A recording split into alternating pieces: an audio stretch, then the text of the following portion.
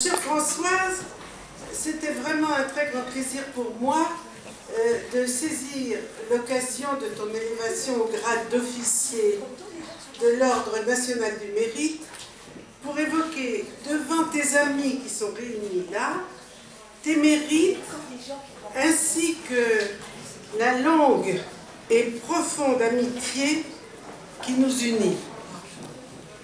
Nous sommes l'une et l'autre des disciples du même maître, Étienne Wolff.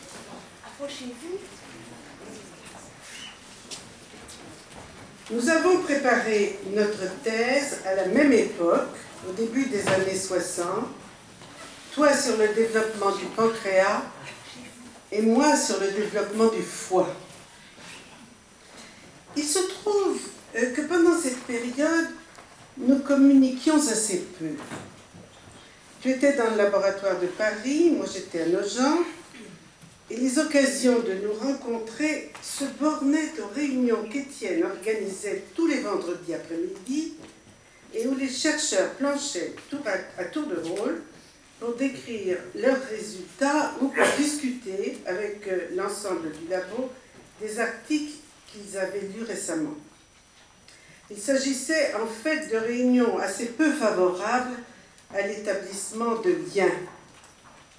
Ce sont plutôt nos amies communes qui exerçaient à Nogent et que tu connaissais pour les avoir côtoyées lorsque le laboratoire d'Étienne était encore installé entièrement à Paris, comme Barbara, comme Catherine, qui sont ici, comme Claudine. Ce sont elles surtout qui nous ont rapprochés. Mais c'est surtout après mon départ du laboratoire pour Clermont-Ferrand et pour Nantes que nos relations se sont établies. Elles se sont établies d'ailleurs tout d'abord sur une base scientifique. Évidemment, j'avais repéré que tu étais une des meilleures chercheuses du labo. Et puis, j'étais très intéressée par tes recherches sur le développement du pancréas. Parce que c'était le début de la microscopie électronique. Et je trouvais d'ailleurs comme toi fascinant de voir apparaître dans les cellules encore indifférenciées des bourgeons pancréatiques ces granules denses aux électrons